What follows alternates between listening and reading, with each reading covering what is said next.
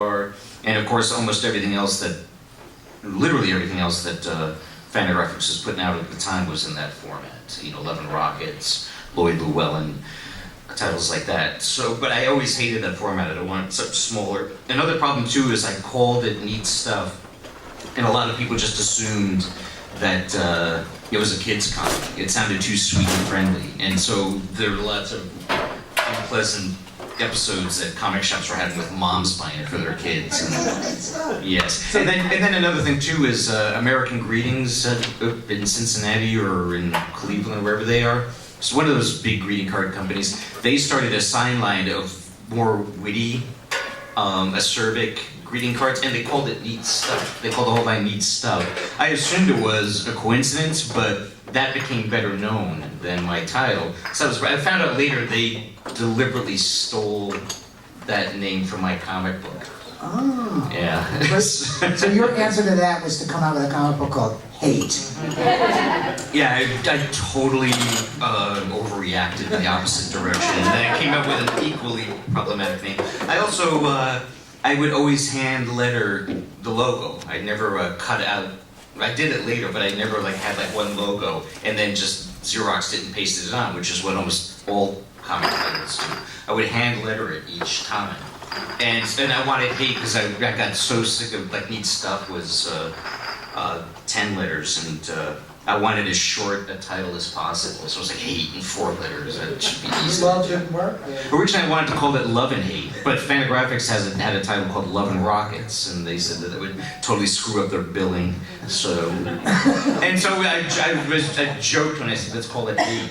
And Kim Thompson, who I dealt with a lot more than Gary Groth, he went, yeah, right, that's funny. And then, but I couldn't come up with anything better, and he was like, the more I think of it, maybe Hate's not, he goes, it'll be insane, but that's a good thing, right? Yeah, sure. And that was another serendipitous moment, right? That really came out of a really perfect time. Yeah, apparently. That whole Gen X, all those catchphrases came out right after that time, Yeah. Era grunge with all that business. Seattle. Yeah, and I made it Seattle specific just because I was living there. Seattle hadn't become Seattle yet, but it very quickly did. Mm. It didn't say, Hate sold very well right from the beginning, and all that association with grunge and Gen X and all that business, it didn't help sales at all.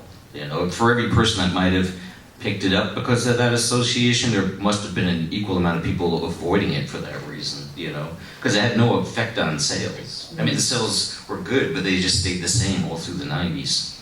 But there was some real close calls with it being adapted as, did MTV come calling and other... the movies and mainly TV shows, mainly animated TV shows. It's almost always optioned. It's almost always somebody owns. It remains optioned right today? Yes. Wow. And then it's very often in development, and so I've made it's what Elmore Leonard called the golden welfare check, is being in the business of not making TV shows and movies. The best way, I did this kiddie comic with Gilbert Hernandez called Yeah. And that got optioned almost immediately, and we got a development deal almost immediately.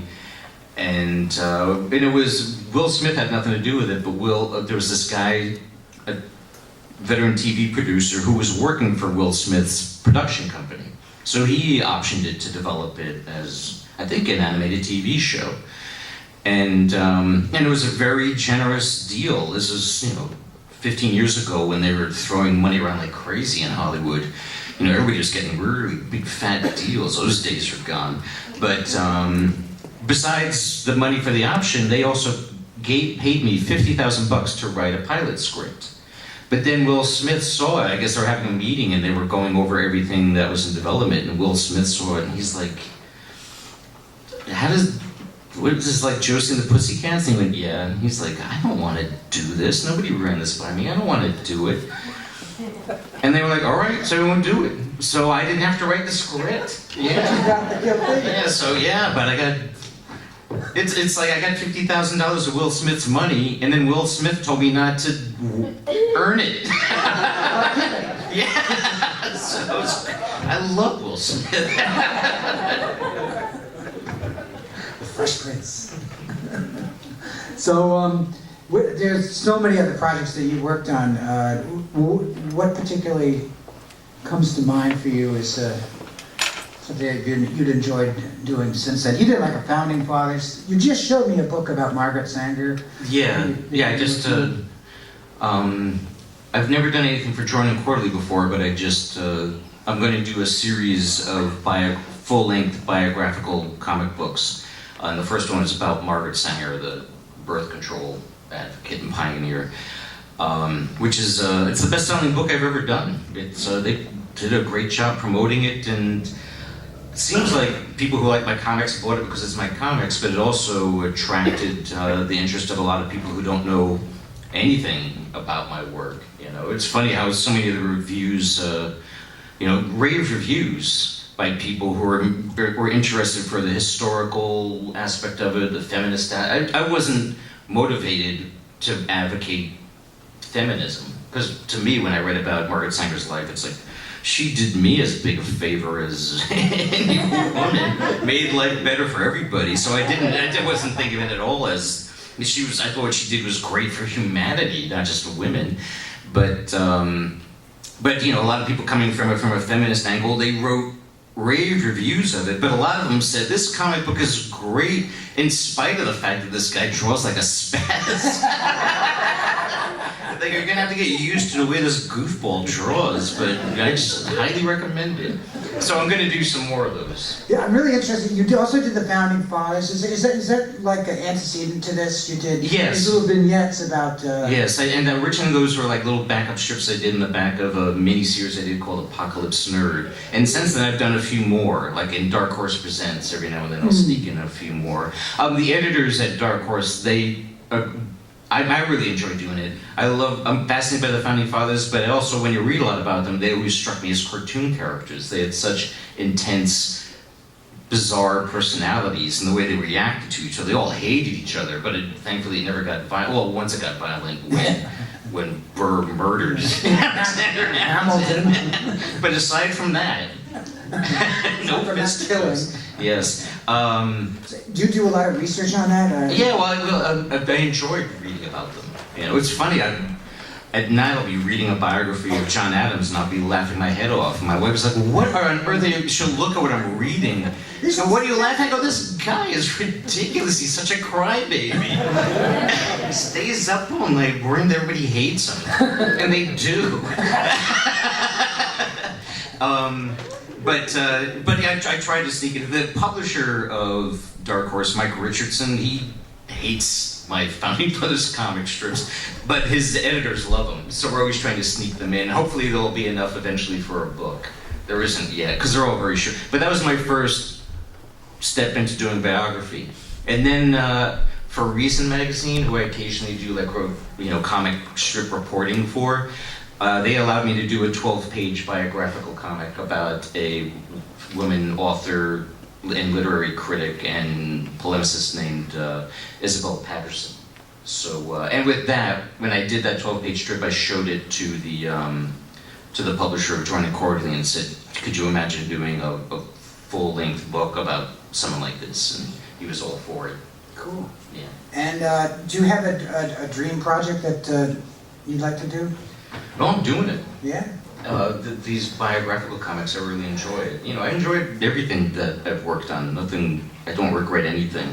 I did two, and they really are graphic novels. Like, graphic novel is an absurd shorthand for any book that has comics in it that has a square binding. Like you name the most famous graphic novels and you think of Persepolis and Mouse, and neither of them are novels. They're both memoirs. Right. But I wrote 3 actual novels. I did 2 for Dark Horse, Apocalypse Nerd and Reset. And then I did one for Vertigo called Other Lives. And for some reason those books just fell through the cracks. Maybe it was not the right publishers for me. I'm not sure. Although I liked working for them when I was actually doing the work, and they both paid me generously. But yeah, both those books just kind of disappeared. But it made me wonder in part if I shouldn't be doing novels. I wasn't even comfortable doing it. I didn't like working in such a long form. I liked comic books. I liked that shorter format. Getting back to the Zap. Yeah, sometimes I say very often, maybe it's the crumb fan in me, but I still always think that the perfect format for a comic is an 8-page story. You know, kind of like the way everything in EC was. You know, those were perfect comics, 8 pages, not 200, you know.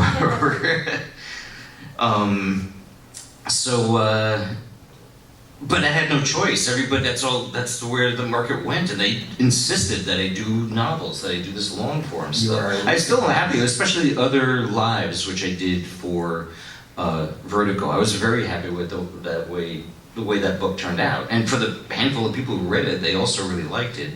But it just, I don't know, it just fell through the cracks. But thankfully this biographical comic was extremely well received and well read. Made the New York Times bestseller list, which I never thought would happen. I know, get a load of me. Wow. I know, it's like, you know, I told that to a friend of mine who he's like, oh, you know, there's a lot of tricks that you could pull. There's like games you play in order to make sure that a title gets on the bestseller list. And I go, yeah, and Jordan Quarterly pulled all of them. And he goes, yeah, so you know it's not a big deal. It's like, I know it's not a big deal. You know it's not a big deal, but everybody else thinks it's a big deal. It's like winning a Pulitzer. A lot of people win a Pulitzer, but still, if you tell somebody you won a Pulitzer, they go, oh. Wow. Yeah, it's like, it thrills relatives, you know, after all these years. They're like, oh, so you haven't been wasting your time. Yeah, right. New York Times bestseller. Questions? Does anyone have a question?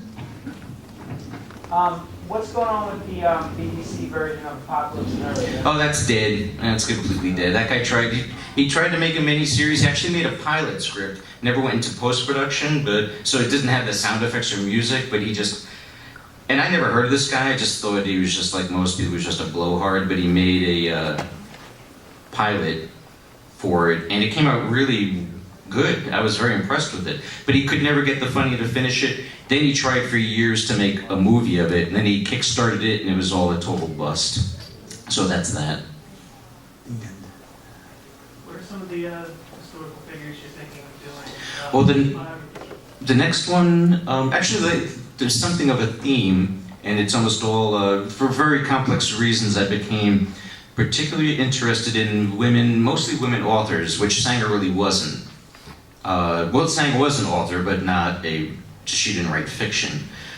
But mainly women authors from the mid-20th century, especially the years between the 2 world wars. There's a handful of female writers who, besides liking their work, they also exhibited a worldview that, even though I didn't live there at the time, and even though I'm not a woman, I very much strongly related to.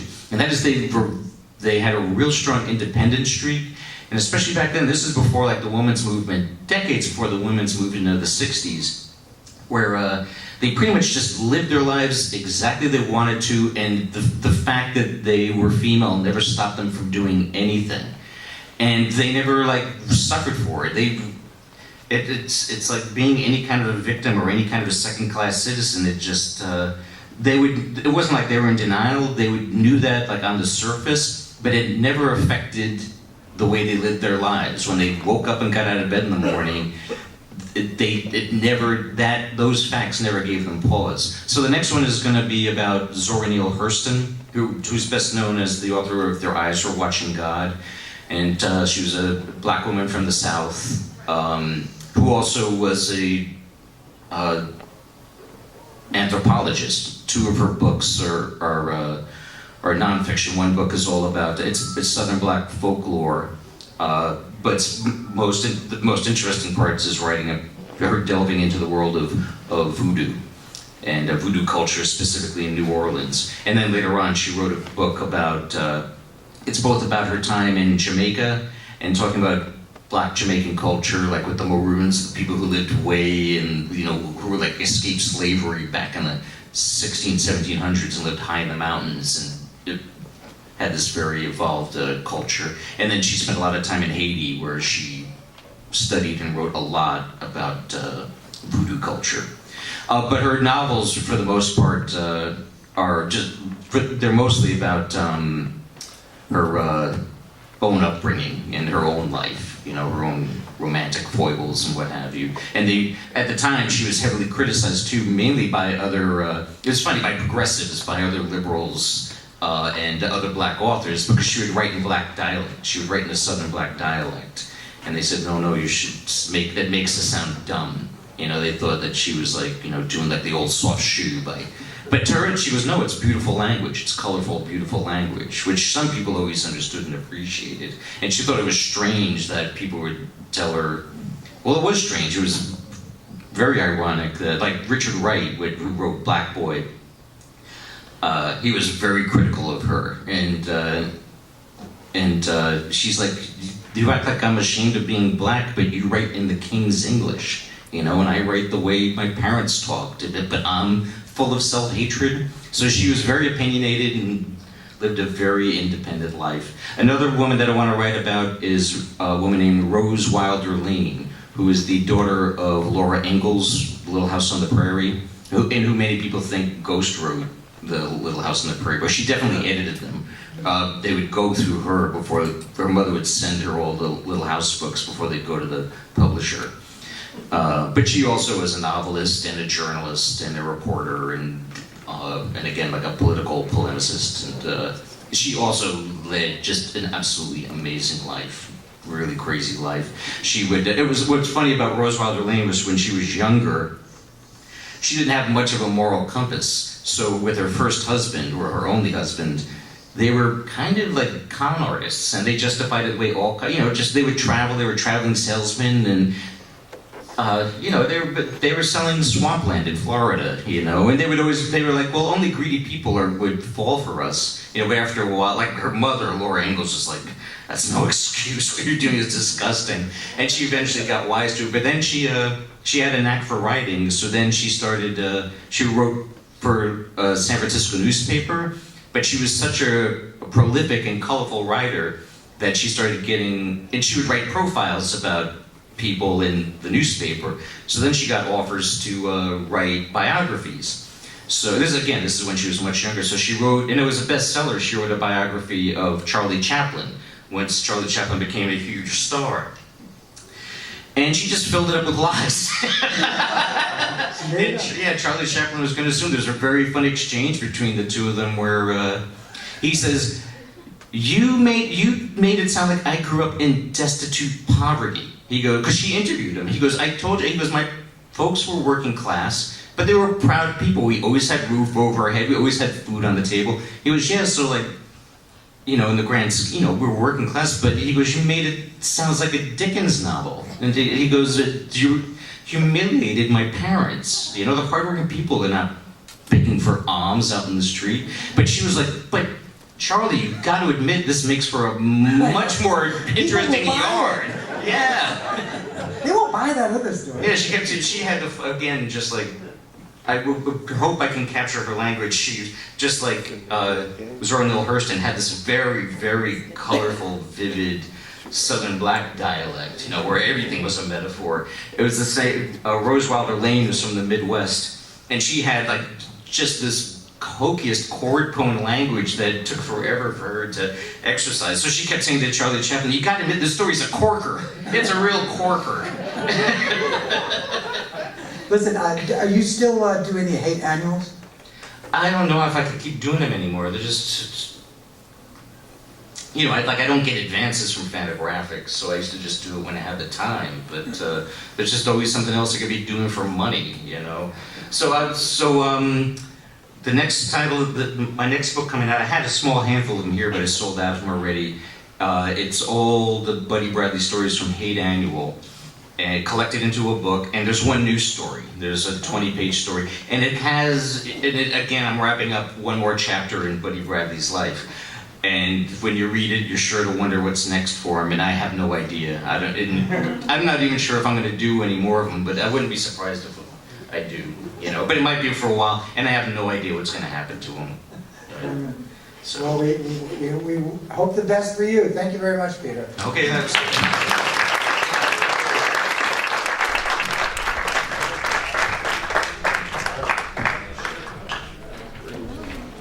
Thank you, everyone. Stick around. We're going to have Rob Sikoryak and his carousel slideshow.